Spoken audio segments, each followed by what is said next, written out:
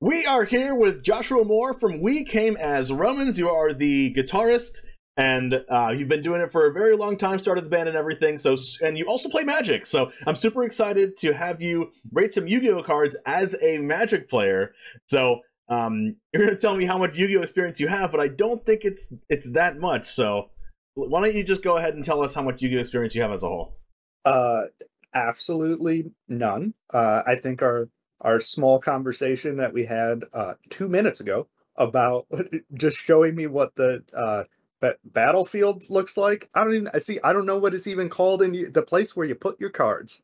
This is going to be interesting because none, zero, zero experience. I think there was a card called Moki Moki. One time I used it as a Saproling token when I was like 17.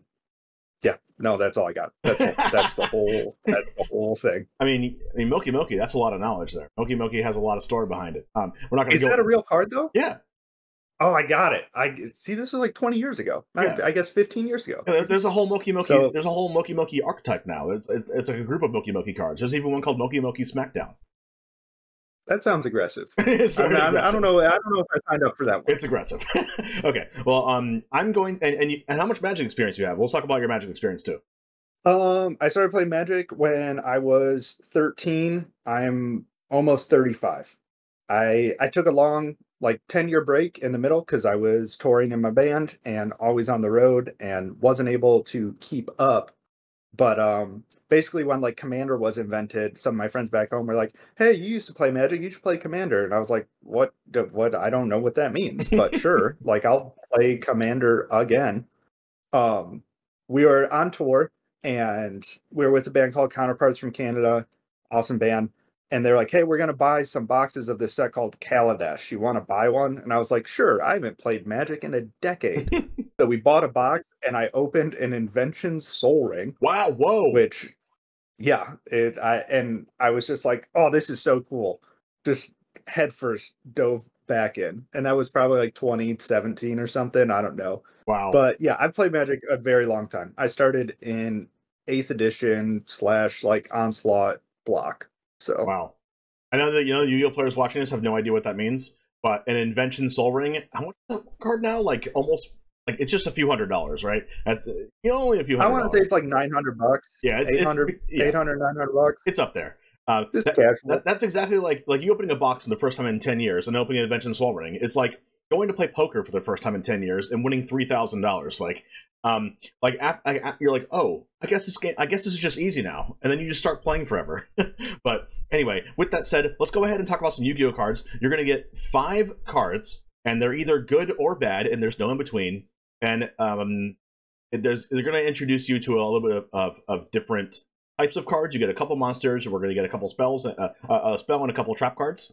So, of course, you can ask me about anything since you don't know a lot about Yu-Gi-Oh. So let's go ahead and get started with the first card. Are you ready? Oh, I'm ready. Your first card is current Yu-Gi-Oh. I explained this to you before, but it is very combo centric, very synergistic. So keep those in mind when you look over these cards. Got it. Banish 1 fusion monster and 2 XYZ monsters with the same rank from your extra deck, whose combined level and ranks equal the total number of cards in both players' hands and on the field. Then you can apply this. What is going on? Return 2 of your banished monsters to the extra deck if X, Y, and Z 1 fusion, whose combined level and rank equal to the level and rank of 1 face-up monster. You're awful. I'm just gonna say awful. The amount of text just makes me want to say awful. None of this makes sense. Okay. Also, it's just there's so many conditions that need to be met to do this. To banish 3 of your monsters with the same rank from your extra deck, whose combined level and ranks equal the total number of cards in both players' hands and on the... No, I'm just gonna say no. The conditions seem wild. To put this in Magic terms, it's you may cast this spell if you control a plains, a snowland, a forest, 3 artifacts and 2 creatures, and your opponent has exactly 12 life and 13 cards in their deck. Like, what are you talking about? I'm on a hard pass because it seems. What are these conditions? And also, like this effect of returning 2 banished monsters to your extra deck, whose combined level and rank are equal to whatever, and then rank of 1, then banish all cards. Okay, what's this last line of you return 2 your banished monsters to the extra deck, whose combined level and rank equal the level or rank of 1 face-up monster your opponent controls. Then banish all cards they control. So you'd like destroy their whole board. Yeah, you know what Farewell does? Yeah. It's that, but without banishing their... It's just banish everything. Okay. Hi, sweetie. That's my wife in the background. She just got home from a haircut. Oh, She's hanging out. I'm trying to rate Yu-Gi-Oh cards, and it's getting wild and awful. You're good. I'm gonna do call them. So like, just like the conditions on this seem terrible. I'm gonna say no. I'm gonna say it's bad. I'm gonna say it's terrible. Well, but you don't even know what a fusion monster and an XYZ monster is. That's exactly okay. Fine. Okay, what's a fusion monster and an XYZ monster? You remember when I showed you like an example of an extra deck monster, like your 15 card companion zone before the video started? Yeah. Those are just 2 different kinds of ways that you can summon. They're like 2 different kinds of companions, but they're still going in that companion zone. A fusion monster goes in there. It's a purple color, unlike the blue one that I showed you, the Link monster. It's a certain type of monster that is a fusion monster, and then also the XYZ monster is a black card, unlike the fusion, which is a purple card. The black cards don't have levels like normal monsters do. They have ranks, which is kind of like levels, but it's not. And then, but Exceed monsters, the way you do it is kind of like you stack the monsters on top of each other, and then you put the black card on top of the cards that you stacked on top of each other from the extra deck. They're just 2 different ways to summon from the extra deck, and they're both kind of confusing unless you see one. But it's fine. You don't really need to know. Okay, but you get 15 cards in your extra deck, right? Yeah. I just like maybe I don't understand this whole extra deck nonsense, real well, but like this just. The fact that you have to take 3 cards out of there whose combined level and ranks equal the total number of cards in both players' hands and on the field. And then what's the little symbol right before it says return 2 of your banished monsters? Oh, that's just the bullet point. Like you apply the effect of the bullet point. Say you have like 3 cards in your hand and 3 cards on the field. That's 6 total. Okay? And then your opponent has, let's say, 2 cards on the field and 5 cards in their hand. That's 7. So 13. 6 plus 7, 13. So you'd have to banish a fusion and 2 Xyzs with the same rank from your extra deck to equal 13. And there's a lot of different extra deck monsters with different levels and ranks. So you would exile. Okay, so you would exile a 4, a 4, and a 5, and then you get to apply the effect. So banishing the things out of the extra deck with the same level or rank equal to the number of cards in both players' fields and hands. That's like kind of easy to do. Okay, so that's easy to do. That actual condition to be met is easy to do. Yeah. Okay. So that's more akin to like if an opponent controls a forest, you can cast a spell for free. It's like probably gonna happen. It's like actually more than a forest. It's like more easy than your opponent controlling a forest. It's like if your opponent controls more than 2 cards in hand, and they have 2 creatures in play. It's like kind of like that. Okay. Well, then I'd change it. I think that this card is busted. If that's a super easy condition to be met, if you're just getting so you take 3 cards out of your extra deck, but then you get 2 cards back, and then you have to. And those cards that you put back have to be 1 Xyz and 1 fusion whose combined level and rank equal the level or rank of 1 face-up monster your opponent controls. So not only do you have to do the exact number from your extra deck that you and your opponent have combined in your field and hand, which isn't like super easy, don't get me wrong, but you can make it work. And then you get to return them back. Return those to your extra deck. Can you play them like that turn? Yeah. If you can return them that turn, you can play them that turn. Like, if you're using simultaneous equation cannons on your own turn and you put them back in your extra deck, you can play them again on that turn. If you're using simultaneous equation cannons on your opponent's turn, which is something that you might do with a trap card like this, you set it first and you can activate it on their turn. You won't be able to play out of your extra deck that turn for the most part, because you can only summon things out of your extra deck at sorcery speed. On your own turn. On your own turn, yeah. I mean, still, but you can trap card on their turn, right? You can trap card on their turn, yeah. So this is just like instant speed Wrath of God with conditions that aren't too hard to get met. It's instant speed Wrath of God, but they also have to control a face-up monster with the exact level that you put back from your... yeah. They have to have a monster in play with the same exact level as a fusion and it exceeds that you put back in your extra deck. Banished. I'm sticking with trash. The conditions seem wildly hard to get met. Like, I don't... Granted, obviously, I don't know anything about Yu-Gi-Oh, but, like, no. Like, no, I'm trash. I'm saying trash. I'm glad you stick to your guns, because this card is not good. Okay, that's what I'm saying. Why would you go out of your way to, like, use this trap card when you could just be doing something else that doesn't require, like, infinite math? It's not infinite math. Yeah, it's just like, why would you, like, why? Yeah, I think the big catch-up for me is that you have to return the two banished things that are already banished that equal exactly what they already have in play. Like, exactly. Like, if it was like, return up to 2 banished, and then with, whatever level and rank, or less, equal to or lesser than, but like the hard met condition, I think it's bad. Yeah, can't be good. I just wanted to give you this first because it's hilarious. It literally just makes you do like mathematical equations as you're resolving this spell. I just don't. Yeah, it seemed very bad. All right, ready for the second one? But then you made me second guess myself when you're like, "Well, it's actually not hard to do this," and I'm like, "Don't do that. Just tell me I was right." Listen, that's the plan. I can't just say you're right away. I have to let you think about it a little bit more. Okay. I know it's all right. Are you ready for the second card? I'm ready for the second card. It's less equation-y than this card. Ghost, Ogre, and Snow Rabbit. Okay. A psychic tuner effect with no attack. When a monster on the field activates its effect, or when a spell trap that is already face up on the field activates its effect.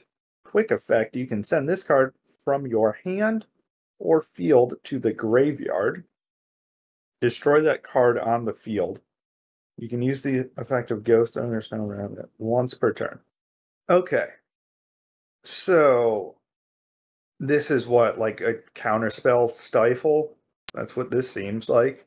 It doesn't actually negate the card. It doesn't counter the card, so it's not exactly a stifle. It's more like a stifle that doesn't counter it, but just destroys it instead of countering it. Right. So they still get the effect even though the card is destroyed? If it is a monster, if it is a monster effect that you're using it against, it will still get the effect. If it is a spell or trap card that you're using this against, it will not get the effect. Just from how Yu-Gi-Oh rules are. So how often are trap cards face up on the field? Fairly often. Is that? There's some decks that just like they're called continuous trap cards. Like unlike simultaneous equation cannon, it has a continuous symbol next to it. So once you activate it, it stays on the field, like an artifact or enchantment. Yeah, because from what it seems like, the spell and the trap cards go like face down, and they're like, "Oh, surprise!" Yes. Not like, "Oh, I'm doing this thing." Right. There are some that are face up, like enchantment, like artifacts or enchantment, or like field spells or something. How common are monsters that activate their effects? Very, very common. But are there effects? Are the monsters only used for their effect, or are they like, I also want this thing to stick around? Like, how relevant is destroying the monster if you're not countering the effect? Like, cool, you destroyed the monster, but what if they only needed that monster for the effect? There's a lot of monsters there's a little bit of this, a little bit of that. There's a lot of monsters that you would use just for the effect. There's also a lot of monsters that you do want to use for the effect and you want it to stay around. I'm going to say bad. I think Stifle and Trick Bind are not good in Magic the Gathering. Not that I don't know who that is watching this is going to know what those are, but that in my brain is the connection I'm making, and I think they're both not good cards unless you're playing like Lotus Field and you're using it on yourself. But it's like I don't see Can you use this on your own stuff? You can use this on your own stuff. You use it from your hand, and it's at instant speed. Where it says quick effect, that means it's an instant. Okay. I don't know if you're allowed to answer this. Do people use it on their own stuff? Is that a common thing? It's not very common, but there's applications to do it in like niche situations. Like you can. I'm still gonna say bad, but not really. I'm gonna say it's bad. It just reminds me of like Stifle or Trick Bind or something, which I don't think are good cards and should be ran. So I'm gonna say bad again. I'm going bad. Okay, this card is in the category of like good force of will card to have in Yu-Gi-Oh. No way. Yeah. There's a lot. How is Stifle good? There's a lot of monsters that are very good in Yu-Gi-Oh that you do want off the field because they could have an ability that stops you on your own turn, and you want to stop them on their turn so that you can play the game on your turn. And if you can stop their monster, even if it's off the field, if they use their effect, then you would get it. You would make sure it's off the field for when you start on your turn. There's also the continuous trap and continuous spell and field spell activations for Ghost Ogre and Snow Rabbit application is a very relevant part of Ghost Ogre, of why Ghost Ogre and Snow Rabbit is good. There's a lot of spells and trap cards that are very, very powerful, but they have to stay on the field to resolve their effect. And if you can use Ghost Ogre on that card, then it will destroy it forever. Okay, I know, I got you. I'm still sticking by the fact that if you play Magic, Stifle and Trick Bind are not good. Anyone here? Just you write that remember down. that. You write that down. So Ghost Ogre Snow Rabbit is a good card. There's a lot of other cards in the category of like, oh, when this happens, you can discard this card out of your hand and do the X effect. It's usually called a hand trap because it's a trap that you can use from your hand. A benefit of having a card like this and why it's good is because your opponent can't say, I kill your target trap card, because it's not on the field. It's in your hand, so they have less access to killing it. Got it. Okay, moving on to the third card. Are there discard effects in Yu-Gi-Oh? What was that? Are there discard effects in Yu-Gi-Oh? There are discard effects, but they're mostly banned. Okay. Yeah, like a card like Thoughtseize is kind of like a card like Confiscation or the Forceful Sentry, and those cards are banned in Yu-Gi-Oh. Okay. Turns out looking at your opponent's hand in Yu-Gi-Oh is like pretty busted. Well, speaking of looking at your opponent's hand, we have another card. Tribute one dark monster with 2,000 or more defense. Look at your opponent's hand, all monsters they control, and all cards they draw until the end of their third turn after, and destroy all those monsters with 1,500 or less defense. So tribute, I assume, is just like sacrificing? Correct. So you play a monster with 2,000 or more defense, you sack it to this, you look at their hand, all monsters they control. And do you play monsters face down? You can play monsters face down to... Okay. But usually it doesn't happen in competitive Yu-Gi-Oh! Like these days. And all cards they draw until the end of their third turn after this card's activation. And destroy all those monsters with 1,500 or less defense. So, like, if the monsters are in their hands, are they discarding them? Yes. Or are you just destroying the ones that are in play? It destroys the monsters even in their hand. But you still just get to look at their hand for 3 turns? Correct. Like, when your opponent draws a card for turn, you get to see that card, and if it's a monster with 15 or less defense, it just gets destroyed. How many turn cycles generally is a competitive game of Yu-Gi-Oh? Depends on the matchup and power level of decks, but currently 2-3 turns. This is effectively the whole game. Like 3 turns is effectively the game. Okay, how frequent are dark monsters specifically? Very. Okay, then I'm going to say this is busted. This seems busted. You get to see their hand the whole time, and any monster they draw with 1,500 or less is just... I think it seems busted. And all you have to do is sacrifice 1 dark monster? Yep. It seems really good. I'm going to say it seems really good. The knowledge that you get, especially if, like, so what's the likelihood that you can just like rip this on your first turn? Like play some bad dark monster with 2,000 or more defense and then play this card immediately and just get to see everything they're doing for essentially the rest of the game. The advantage of having an extra deck, like the 15-card Companion Zone, is that there's a lot of dark extra deck monsters with 2,000 or more defense, so you basically always have access to like the card that you would need for a card like Full Force Virus.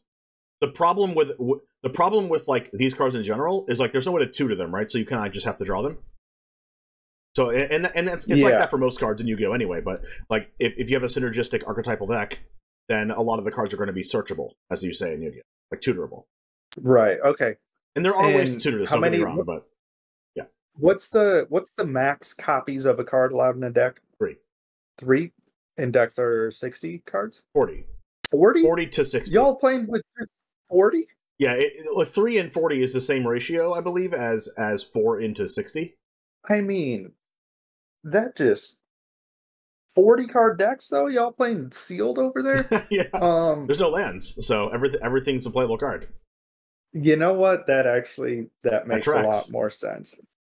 Okay. I'm gonna say busted. I'm sticking with busted. It seems busted to know every single card that your opponent will have. Seems busted. It just seems good. You are correct in saying that looking at your opponent's hand is busted, but this card is not good. No, come on. Yeah, there have been applications for this card in the past. It's been used like one time probably in the past, maybe 2, if I can remember. But this card is widely not played.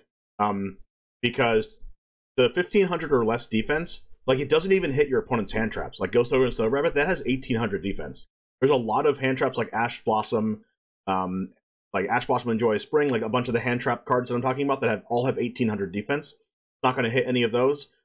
Usually the cards that are going to be like the good cards in your opponent's hand are going to have higher than 1500 defense, because they're just, good Yu-Gi-Oh cards. This is only going to hit like a deck that is notorious for having low defense cards, and usually that's just like not good enough to. If there's a very, very specific deck that is the best deck in the format, and all of their cards have like less than 1500 defense, then this card might see play. But that's like very few and far between, and you can't tutor this for the most part. So it's kind of like high risk, high reward, but the reward isn't even that high. Okay. Because you might not hit all of their cards. Okay. There are other virus cards, and a couple other virus cards are really, really, really good. So you got that right, that this effect is good.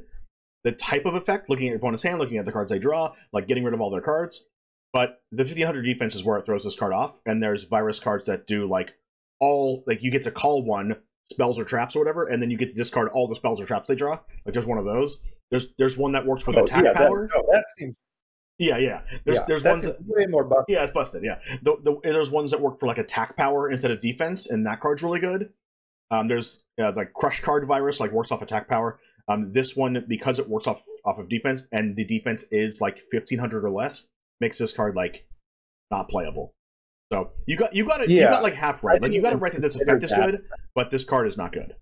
Yeah, I just figured that the scene, everything, like maybe you hit one monster with it, like cool, but like just the fact that you get to see all of their stuff seemed very powerful. That is powerful. That is a powerful effect. It's just not worth it to sacrifice your good creature to maybe hit like one card, if not 2, in the opponent's deck. It's just not worth it. Okay. All right. Moving on to the 4th card. Now this will give you an example of a field spell. All right. What do we got? Magical Mid-Breaker Field. Activate this card at the start of your main phase 1 or 2.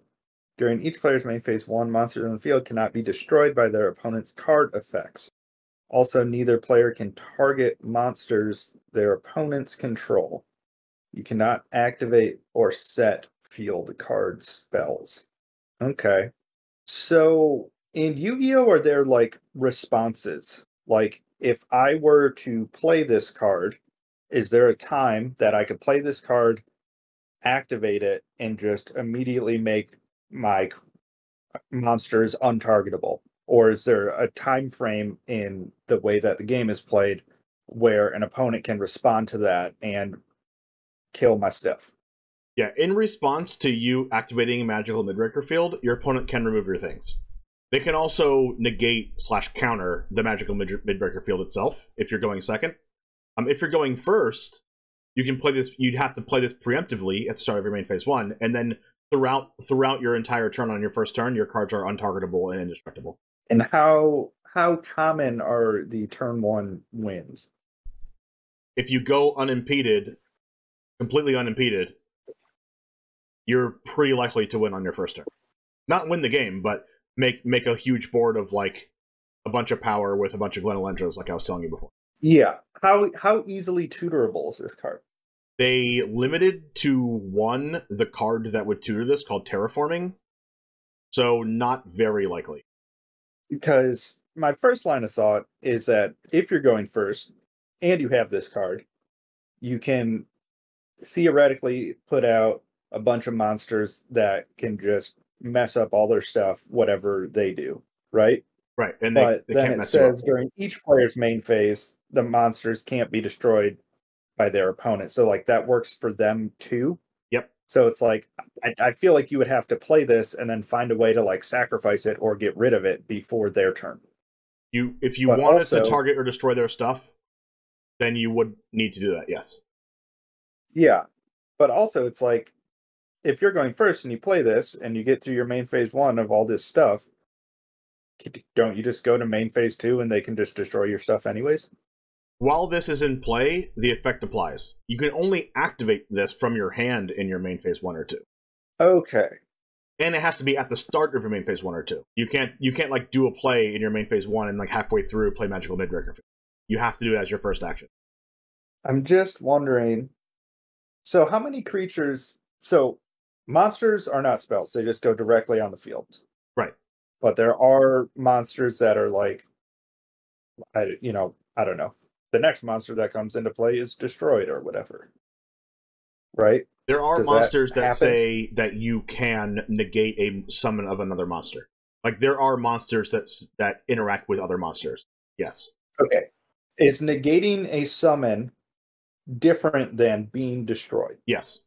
Man, I just don't know enough about this game, because on one hand this seems pretty good because you can go through your first turn and you can set up all this stuff, but I don't have the knowledge to know if the stuff that you set up is good enough to, because like they're getting the effect on their turn too. So what's to stop them from just also setting up all their stuff if it can't be destroyed? So yeah, you are correct that if this stays in play, that it would also work for your opponent. There are ways that you can just target or destroy stuff that's not in main phase 1. You can go to battle phase and then in the battle phase destroy their thing. And you can also just go to main phase 2 and destroy their and target their thing. So if you really wanted to target their things and destroy their stuff, you could just go to your main phase 2. But you have to sacrifice your plays in main phase 1 if you want to do that, basically. And there's no battle phase after the main phase 2. It goes draw phase, standby phase, main phase 1, battle phase, main phase 2, end phase. Like, I am torn, because I do like the idea of, giving all your stuff hexproof in Magic terms, but and indestructible. Yeah, how much setup in first turn of the game or whatever is trap cards, and how much is monsters generally? Like, it's generally monsters. It's generally monsters. Okay. And there are dedicated spell decks and dedicated trap decks, but those aren't as popular as dedicated monster strategies. Monsters is basically the primary way that people present a board state or try to make their combo. And like you said, like, how powerful is it if you go unimpeded? Powerful enough to win the game. Like put in Magic turns, put 40th power and play with 4 Glenelendras. And I'll put Glenelendra over here. It's like pretty hard to win the game after your opponent goes first unimpeded. I'm gonna say that this is good ? Like, in my brain, it makes sense why this would be good, but due to my incredible lack of Yu-Gi-Oh knowledge, I can also see you being like, this is terrible. But in my head, it seems good. I'm gonna say it's good. I'm gonna go with good. Well, I like what's going on in your head, because this card is good. Okay. Yes. It is played in deck. It is played in decks that, if they go unimpeded, they will almost guaranteed win the game. And this card, because of that, is limited to 1 on the ban list. You can only play 1. In the TCG ban list. I'm not sure about the...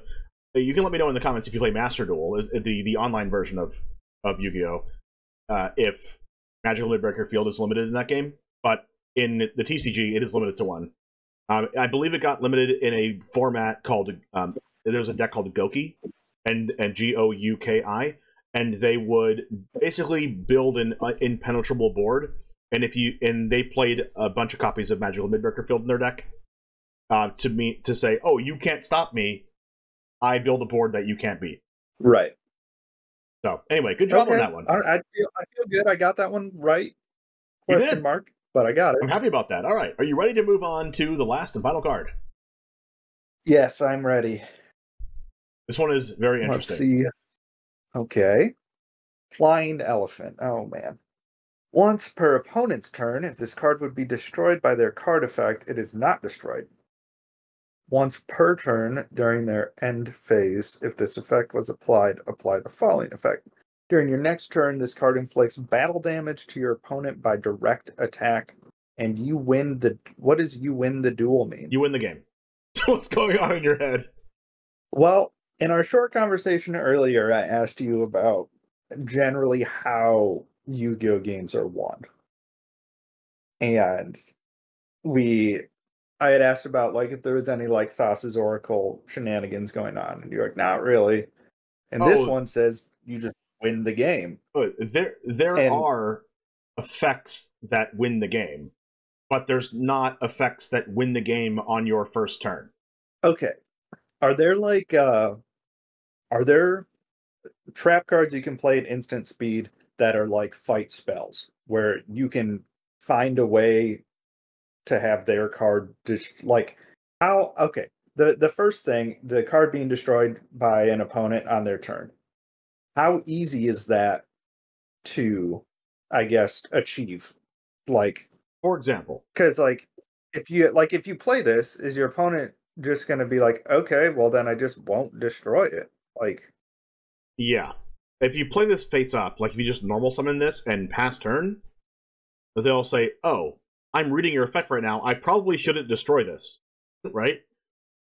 But yeah, this what's the whole play monsters face down thing? What do you do with that? I don't you only get one of these per turn, but as your normal summon, you can either just put a monster in your hand that has level 4 or lower, face up in your monster zone to like attack with or use for an extra deck summon or whatever, or you can put a monster face down in defense position to where your opponent has to like attack over it or remove it in a certain way in order to get to your life points. So putting it in face on the defensive position is a defensive measure. Face down? How common is it to play a monster face down? Very uncommon in today's competitive Yu-Gi-Oh! Okay, so like if I were to play this face down, everyone would be like, "Oh, that's the flying elephant, of course." Like, what other monster would that be? There is a distinction between destroying by battle and by card effect. If you destroy something by attacking over it, it does not count as being destroyed by a card effect. Oh. But if your opponent plays a card that says destroy all creatures, which there's a few of those in Yu-Gi-Oh!, it would trigger this. Nah, I think this card's terrible. As much as I want this card to be good, it is terrible. Okay, yeah. I gave it a little bit of a dramatic pause there to be like, are you sure? But but yeah, this card is really bad. I wanted to put a win the duel card on there. I literally looked up on in the Yu-Gi-Oh! Archives of cards that win the duel and found the funniest one. And this was pretty funny. Okay. When you said the thing about like it's like a destroy effect is different than like getting destroyed in battle or whatever. Yeah. Well, I don't know all the keywords, but the fact that there's like different ways to get rid of this, and that this is terrible. This seems bad. Yeah, I don't like it. I don't like it. Yeah, good job. You said this is bad almost at the same exact speed as you said simultaneous equation cannons were bad, and you got both of those right. So proud of you on that one. Also, earlier you were talking about how a lot of monsters have like more than 1500 like defense. So I'm assuming that they probably have that in attack as well. So like this being able, like even if that effect was achieved, it didn't seem like this had in my head, a high enough attack that it would be able to deal battle damage. Like 1850 didn't seem that high to me. Also, I have no knowledge of this game. 1850 is pretty high for a level 4 monster. This also has to inflict battle damage to your opponent by a direct attack, so it can't attack over something either. It has to attack into an open board. Oh, that seems awful. I know, that seems so bad. It gets worse and worse the more you read it. I didn't even know that part. Yeah. I thought the trample damage would still count. No. And I thought it was bad. No, yeah. This gets worse and worse the more you read it. Yeah. Yes. Agreed. For sure. But yeah, I wanted to give you these cards as a little bit of like an intro, not super confusing cards, unlike Simultaneous Equation Cannon. That was just a joke. But maybe if you come on the show again, even a little bit more, I'll make it so that you get like more Yu-Gi-Oh knowledge as far as Yu-Gi-Oh is played right now, because none of these cards are going to tell you how Yu-Gi-Oh actually functions as a game. These are just like, is this good or bad? But there's another show that I do on this channel, called like an archetypes episode, that you get to like look at 3 different decks posed against each other, and you have to read those and see which deck you think is the best one, which will give you a lot more knowledge on actually how Yu-Gi-Oh is played. But yeah, I think knowing like the meta and how the game is won would have helped. Yeah. I didn't want to give you that full episode with no Yu-Gi-Oh knowledge. I wanted to give you like the basics of Yu-Gi-Oh knowledge first, like how to normal summon, what a set is, how to attack into something, what does attack even mean? Like, if there's a defense of 0, does it die? Like, what does 0 attack mean? Like, what do you mean using a card out of your hand? Like, you have to set something first. Like, there's a lot of these questions like that. If you don't know Yu-Gi-Oh at all, they're super foreign to you. But if you'd like to come on the show again at some point, next month, the month after, whatever, I'll give you like a little bit more complicated one. Yeah, I think I'd be better then. I'm picking it up. I'm figuring it out. You're figuring it out. I mean, your brain's a little bit different, a little bit less elastic as it was when you were like 14 years old learning Magic for the first time. But way less. Way. You know what's also less elastic? Your back. My body feels like a bag of rocks. Anyway, I had to throw that little jab in there, but anyways. It's true. Yeah, not even a jab. Just real life. It's just my life. I mean, you even told me your back's in the shape of a question mark, and it might look like a C in a few years. This is true. I don't know how many people who are watching this have ever slept in a 15-passenger van in between the bench seats for weeks at a time. No. For years. No. Highly don't recommend. Don't do it. It's not worth it. I have done it in a 15-passenger van in between the 2 seats one time in like a 9-hour drive on the way from Orlando to Pensacola. Never again. Terrible experience. Doing it for weeks or months at a time. Terrible. It's not great, but you know what? The things you'll do for a little bit of no parents, no rules when you're a teenager are, oh my god. Just 100%. I mean, I would do it with no parents, no rules. Don't get me wrong. All right. I did. Yeah, you did. Well, thank you very much, Joshua, for coming on the show and using a little bit of your Magic experience to evaluate Yu-Gi-Oh cards. I would happy to have you on another show in the future. But if you like Joshua more, go ahead and check out We Came as Romans if you haven't yet. You've probably heard of them, but if you haven't, check out their music. Put in the comments if you like We Came as Romans, and hopefully we'll get you on the show, Joshua, again. If you like this and you want to be on the show yourself, you can subscribe to the Patreon down in the Patreon link below if you want to be on the show yourself. Other than that, thank you once again, Joshua, and I'll see you again next time. And as always, peace.